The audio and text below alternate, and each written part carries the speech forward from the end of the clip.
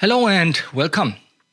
In this video I will highlight the importance of Tesla for our modern civilization, but also the mystery side which inspired many to study his work. Tesla was an electrical engineer, a genius, changing our world to what it became today. Many companies today use the name Tesla for their products to promote clean and efficient energy. We will start with what Tesla has been famous for, you might not know. This will be listed as fact here on my right side. And I will be providing you with an overview briefly for future reference. To explain the terminology, fact will stand for technologies which are established today, and fiction stands for either rumors, conspiracy, or patents and development of devices which do not work. I will go in detail with explanation and rationale later in the video, so please stay tuned to explain why it does not work.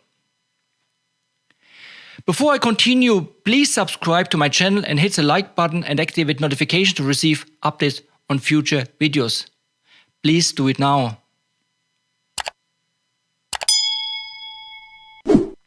Thank you.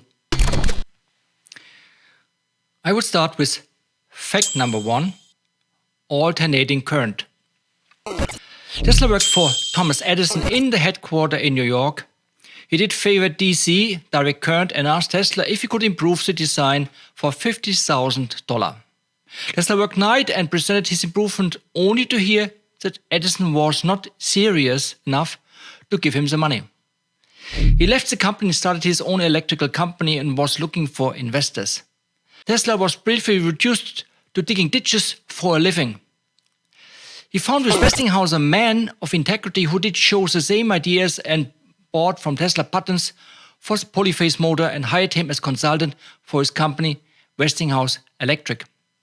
The war of the current between Edison and Westinghouse was finally won by Westinghouse with a lucrative and prestigious contract to build the Niagara power plant. By the time the great machinery began generating power on 16 November 1896 for the city of Buffalo, more than 20 miles away, there could be no doubt that AC won the war of the currents. Coming up to our fact number 2, radio transmission. Tesla filed his own basic radio patent application in 1897. They were granted in 1900. Marconi's first patent application in America, filed on November 10, 1900, was turned down. Marconi's revised application over the next 3 years were repeatedly rejected because of the priority of Tesla's patents and other inventors. The Patent Office made the following comment in 1903. Many of the claims are not patentable over Tesla patent numbers 645,576 and 649,621 of record. The amendment to overcome said references as well as Marconi's pretended ignorance of the nature of Tesla oscillator being little short of absurd. The term Tesla oscillator has become a household word on both continents, Europe and North America. While Marconi ignored patent infringement of 17 of Tesla patents, he won the patent right in 1904.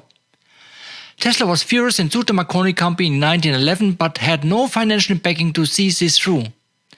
It was until 1943, after Tesla's death, that his patents were reinstated, but more for a selfish reason. The Marconi company sued the United States of America government for the use of its patents in World War I. The court simply avoided the action by restoring the priority of Tesla's patent over Marconi. We are coming to fact number 3, radio control. He invented a remote control boat that he thought could end all warfare. At the height of the Spanish-American War in 1898, one of Tesla's side projects was a miniature boat that could be started, stopped and steered with rudimentary radio signals. When he filed a patent for the device, the US Patent Office refused to believe that it could work. and so dispatched an agent to Tesla's Manhattan's lab for a demonstration. Tesla also showed his boat to a string of other important visitors, including J.P. Morgan and William K. Vanderbilt.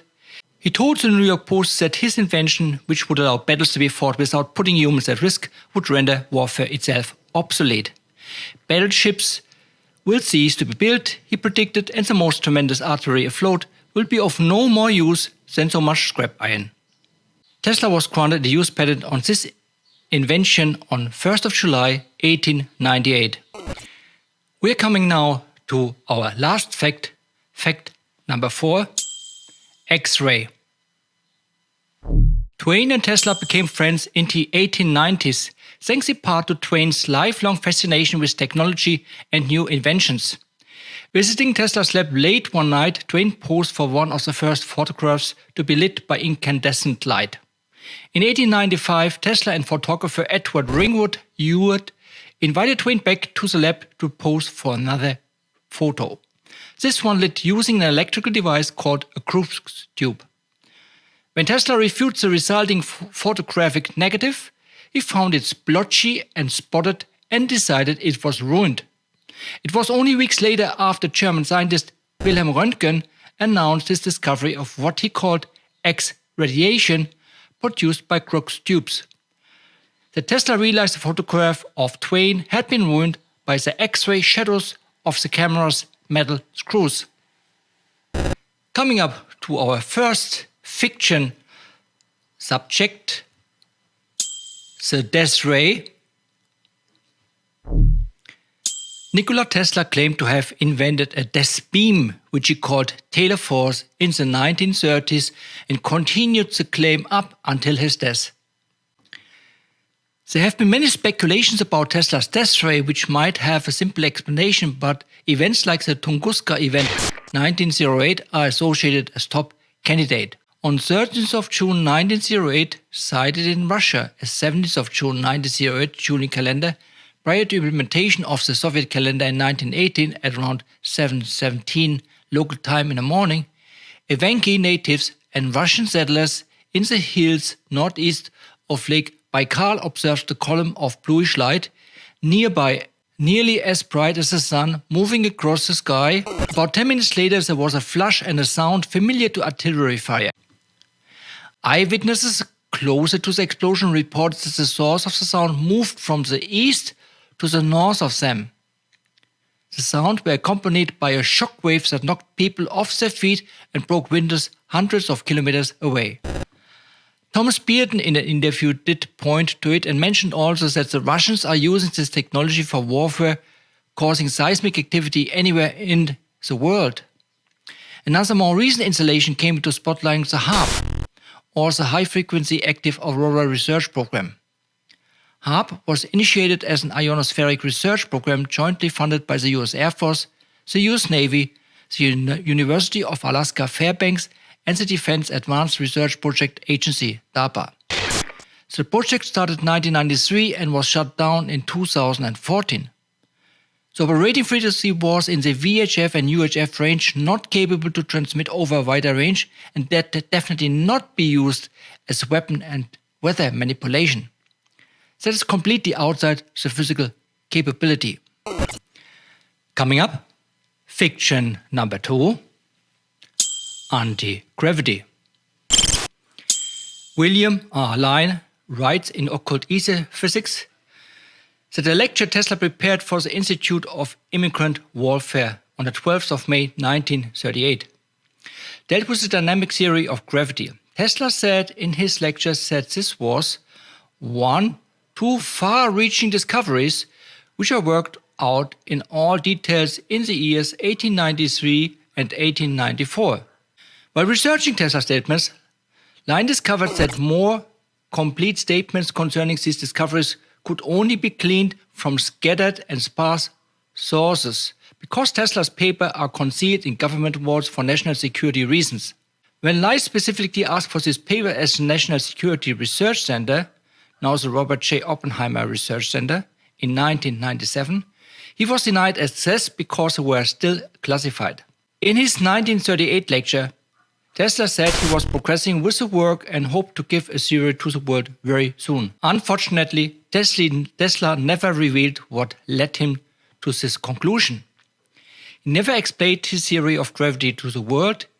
The attack he made on Einstein's work was considered outrageous by the scientific establishment of the time, and only now do we have enough understanding of gravity to realize that he was right. However, there was never a working prototype but a theory which is fundamentally correct. Coming up on our fiction section, we have with number 3 teleportation. Then we add also invisibility. Then we have also time travel. The bullet point fiction 3 to 5 are captured in a linked series of events. When we look at such events, many of you think right away about the Philadelphia experiment. It was said that Tesla was consulted for the project.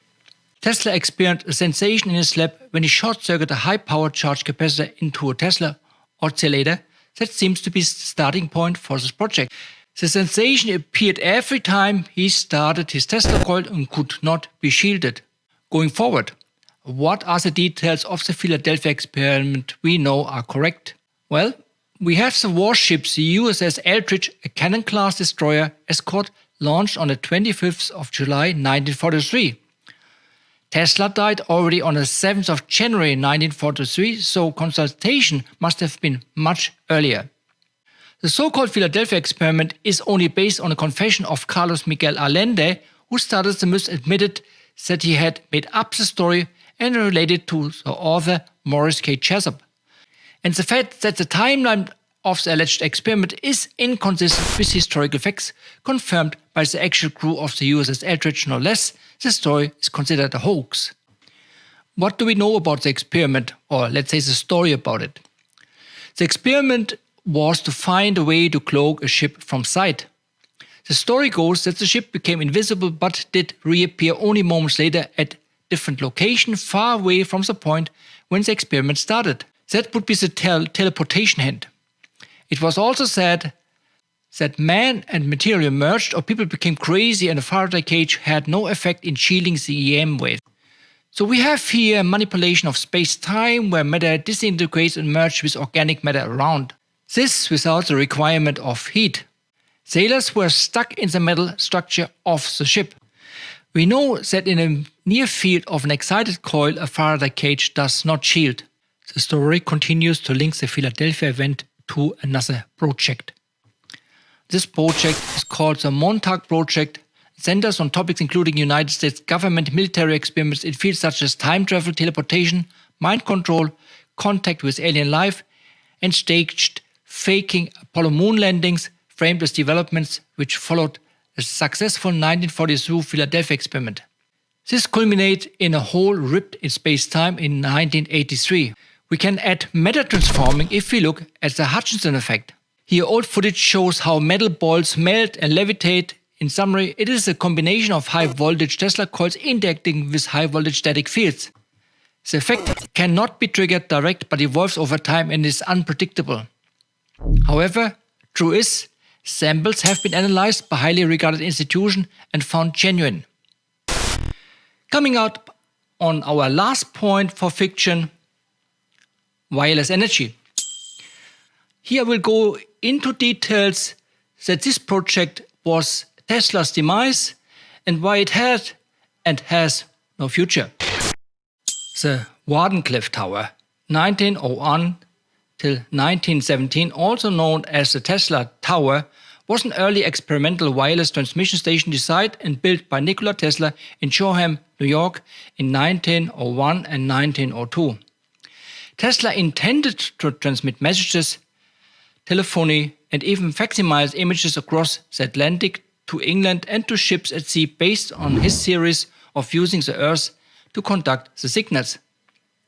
His decision to scale up the facility and add his ideas of wireless power transmission to better compete with Marconi's radio-based telegraph system was met with refusal to fund the changes by the project's primary backer, the financier J.P. Morgan. Additional investment could not be found and the project was abandoned in 1906, never to become operational.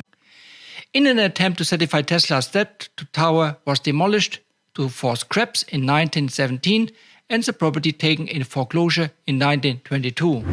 These are the circumstances, but mainly the rise with Marconi and the desperation to fund the project without promoting something which can be proven, especially at a time when the wired power transmission was on a rise and money was invested there, including a radio transmission via Marconi system.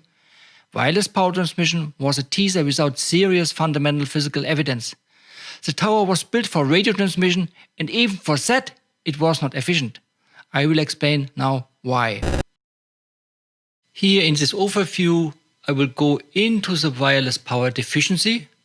For those of you who are not familiar with the term deficiency, it comes mainly from a production point of view of producing software or products, where the deficiency is technically a bug or a malfunction of a product which need to be fixed.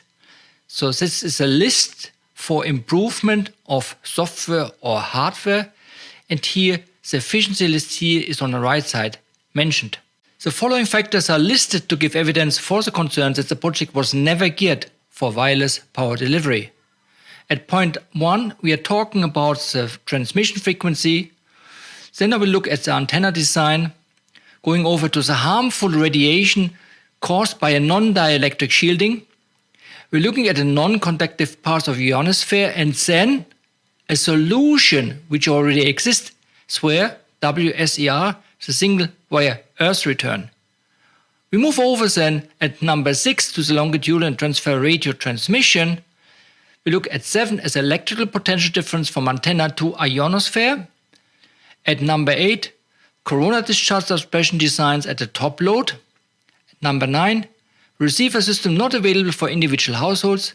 At 10, the power distribution still as usual per mains wire to household with meter. And 11, and last, power repeater at very short distance. Transmission frequency. So the mentioned transmission frequency by Tesla was 2 MHz. This frequency is in the shortwave band range and thus follows the Earth around the globe. It does contain a ground wave and the reflection or space wave of a specific angle via the ionosphere. Everything not in range of the reflection angle would have a low reception level. This, however, would only be on the level of radio transmission, not capable to drive any useful load. The antenna design. The top load functions as antenna. However, because of its construction, it is very insufficient to transmit transverse. It propagates more longitudinal, which would go straight up. However, the energy dissipation is far greater per meter than transverse transmission. Also, the wave would be reflected to the source and not transmitted along the ionosphere. Only transverse would be propagated as reflection via the ionosphere, but with no usable power. No dielectric shielding. The design of the tower is built from non-conductive material, wood. This has 2 reasons. First, the resonance frequency will be limited influenced, and second, power will be higher available for transmission. The downside is that everything in a radius depending on power consumption. But as Tesla said, more than 2 miles would destroy every electronic and specific any functions controlled by capacitors. Those components will start to radiate themselves, increasing the radius and electrosmog created. Example, no mobile phone, internet and radio reception in the area and potential harmful to humans and animals. Non-conductive path to ionosphere. Tesla was talking about creating a path to the ionosphere and use it as conductive layer to transmit energy. Well, to do that, you have either to connect physically or electrically via sparking or plasma. The top load is first designed to avoid sparking, and second, far low precision to create a conductive path to the ionosphere. Energy delivered is based on electrical resistance between producer and consumer or distance in case of radio transmission. There's an example which shows it would work if a conductive path were available. The system I'm talking about is called SWER, S-W-E-R, or Single Wire Earth Return.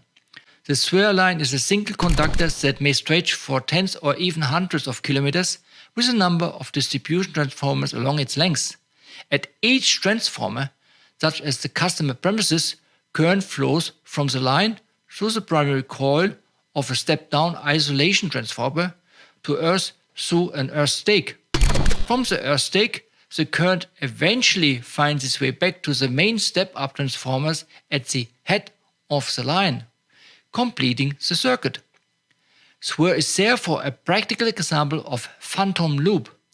It was developed in 1888 until 1973 and is operational in New Zealand since 1925, where 200,000 kilometers have been installed in New Zealand and Australia. Examples you can see here on these pictures. Longitudinal and transverse transmission difference. Tesla's idea was to use a longitudinal component of the coil to transfer vertical to the ionosphere. However, the propagation does not extend with the same power as transverse radiation. It loses much faster power over distance and can be shielded by the slightest path blockage. This can be clouds. Experiment data is missing to measure refraction of longitudinal wave from the ionosphere. But at this distance, only transverse waves would be left over from which we know they are reflected and at a specific angle based on frequency with marginal power. Electrical potential difference from antenna to ionosphere. Let us now assume we want to achieve a sparking to the ionosphere or creating a plasma like the aurora borealis. The aurora borealis appear naturally created by the sun radiation at a height of 98 km. The ionosphere is starting at a height of 30 km up to 965 km. The Wardenclyffe cloud would need to reach at least a couple of kilometer height, and then the electric potential must be higher than at this layer at this height. Calculating the potential existing at the height, we talk about many hundred million volts. Corona discharge suppression design on top load. To contain so much electrical potential at the ground requires a different kind of setup without frying everything in vicinity. And the coil would not be able to generate this voltage without sparking between the widenings. Experimental high voltage laboratory use capacitor banks and voltage multiplier to achieve this voltage.